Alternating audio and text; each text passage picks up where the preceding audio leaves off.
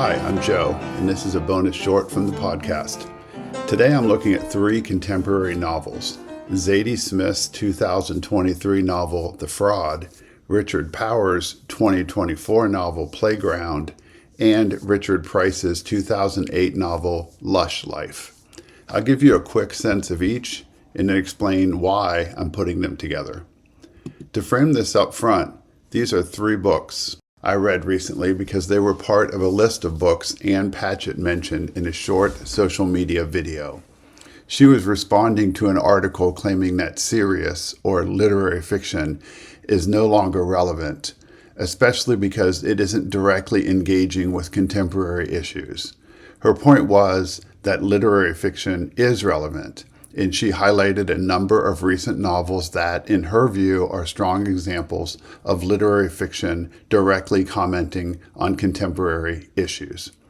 As I said, the three I'm talking about here happen to be three of the books from her list. I grabbed them and read them. So in no particular order, let's dive into Richard Price's 2008 novel, Lush Life. This is a crime novel set in the rapidly gentrifying Lower East Side of New York. It begins with a robbery that turns into a murder, leaving one man dead and another, Eric Cash, caught between witness and suspect. As the investigation unfolds, his story shifts, and what starts as a straightforward case becomes something murkier. What Price does is use the crime to explore a neighborhood in transition, where wealth, race, and class collide.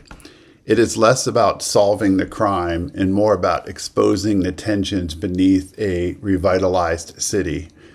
By the end, we do get answers, but not resolution. The larger questions about identity and community remain unsettled. Next, let's move on to Richard Powers' 2024 novel, Playground. This one moves across time and geography from the American Midwest to French Polynesia. At its center is a character named Todd Keene.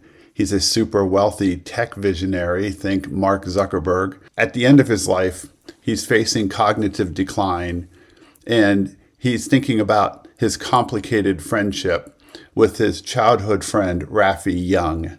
Young is a black man full of conviction, and he's a hardcore reader.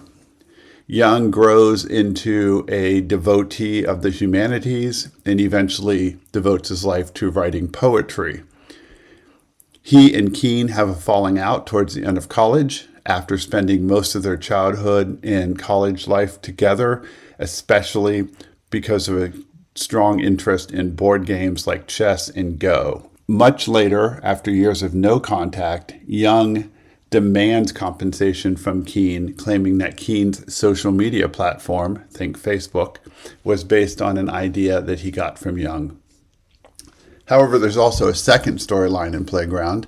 This story takes place on the island of Makatea, where a proposed floating city project promises economic growth, but threatens environmental collapse. Add in an oceanographer studying marine life, and the novel becomes something much bigger, a meditation on AI, ecology, memory, and human connection. It's asking, what does progress actually cost, and who gets to decide? Finally, let's explore Zadie Smith's 2023 novel, The Fraud. Set in 19th century London, it revolves around the real-life Tichborne case, a man claiming to be a missing aristocrat. The story is filtered largely through Eliza Touche, a sharp observer watching the spectacle unfold. As the trial plays out, the novel digs into questions of truth, identity, and belief. Who gets trusted and why? At the same time, it pulls in the broader context of British imperialism, showing how race and power shape the narratives people accept as true. I'm not going to rank or assign star ratings to these three titles, but I will say that of the three, Zadie Smith's The Fraud is closest to what I consider literary fiction and could very well be the focus of a future full episode. I summarized these three novels because, as I mentioned, they were three among many titles Patchett highlighted in response to that article criticizing contemporary literary fiction. While I applaud Patchett for promoting books that blend excellent writing with contemporary topics, I take issue with the basic premise that literary fiction is primarily designed to respond to the zeitgeist. A central premise of our Literary Ramblings podcast is that literary fiction aims at larger, overarching, and somewhat timeless commentary and is mainly focused on art for the sake of art. Remember Nabokov, who is rumored to have said, "Style and form is everything, great ideas are hogwash." Playground, Lush Life, and The Fraud are what I'd call issue-based novels. They tackle gentrification, climate change, AI, colonialism, race, and class. And they do it well. They are smart, successful, widely read, and again, just a small sample of the kinds of titles Patchett highlights. But here's where I push back. There's this growing idea floating around literary circles that literary fiction needs to respond directly to contemporary issues, that it should reflect the zeitgeist. I don't buy that. To me, literary fiction isn't primarily about responding to the moment. It's about something larger: style, form, language, in the pursuit of art itself. Fiction's highest aim isn't to persuade, but to create. That's not a knock on these books. Issue-based fiction can be powerful and even necessary. We've seen it before. Orwell's 1984, Steinbeck's The Grapes of Wrath, Sinclair's The Jungle, Harper Lee's To Kill a Mockingbird, more recently, Whitehead's The Nickel Boys, Cummins' American Dirt, or Jenny Offel's Weather. These books matter, they shape conversations, they reach wide audiences. But they often have a different goal. They want to show us something, teach us something, maybe even move us toward a particular perspective. And that's where I separate them from what I think of as pure literary fiction. Personally, if I want to understand something like climate policy or economic theory, I'm probably not turning to a novel. I'll go to long-form nonfiction or a podcast or a good debate. Good fiction can gesture toward these ideas, but it's rarely where I go for clarity. What literary fiction aims to do is something stranger, less direct, and maybe more lasting. It doesn't argue the way an essay argues. It doesn't line up evidence, draw conclusions, and ask the reader to agree. Instead, it works on the reader sideways. It builds a world, inhabits a voice, lingers in an image, and then leaves the reader alone with it. Good literary fiction doesn't tell us what to think about climate change, inequality, or identity. At its most interesting, it makes us feel the texture of a life shaped by those forces. It lets contradictions sit unresolved. It allows characters to be wrong, blind, self-deceiving, without stepping in to correct them. Because of that, literary fiction can hold complexity in a way arguments often can't. It resists clean conclusions. It refuses to simplify. It stays with ambiguity longer than is comfortable. That's where the strangeness comes in.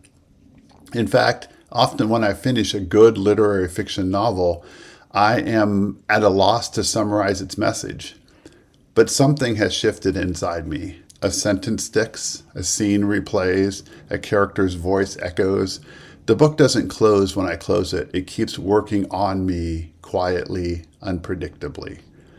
Over time, that can be more lasting than a clear takeaway. Instead of providing answers, literary fiction alters the way we experience questions. It reshapes our sense of attention, what we notice, what we dwell on, what feels meaningful or absurd or tragic.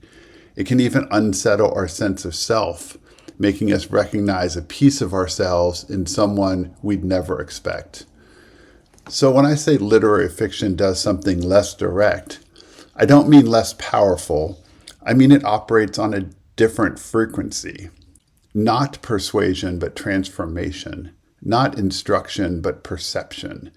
Not a conclusion, but a lingering disturbance that doesn't quite resolve.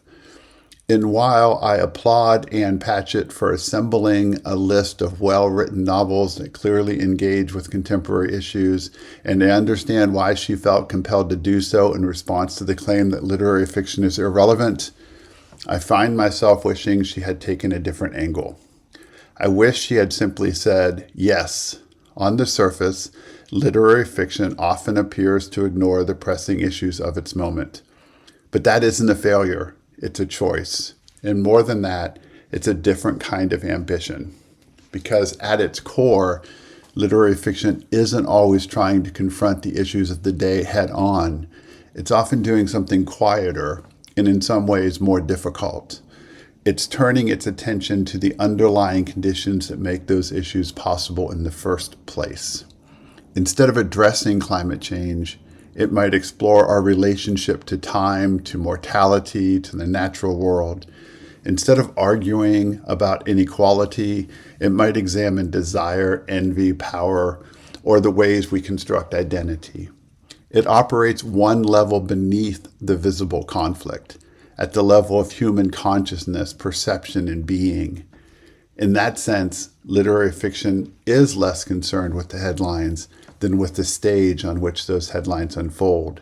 It asks, what is it about human nature, our fears, our illusions, our need for meaning, that gives rise to the problems we then try to solve politically or socially? And that's a much more elusive target. It's not easily summarized. It doesn't translate into a clear position or argument. It resists being reduced to a take. But in aiming at those deeper structures, those metaphysical questions about who we are and how we experience the world, it can reach something more enduring than any single moment's crisis. So rather than providing its relevance by engaging directly with contemporary issues, literary fiction might justify itself by doing something riskier, by stepping back from the noise of the present and asking what it is fundamentally that makes the noise possible at all. Before I wrap up, a quick thanks to everyone who attended our live event in early March at Blue Couch, and to everyone who tuned in to listen to the recording. The event focused on my new novel, I Ain't a Girl, available as a paperback and ebook on Amazon.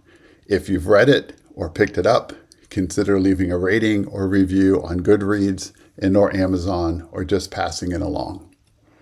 And one more thing, our next full episode drops in early April.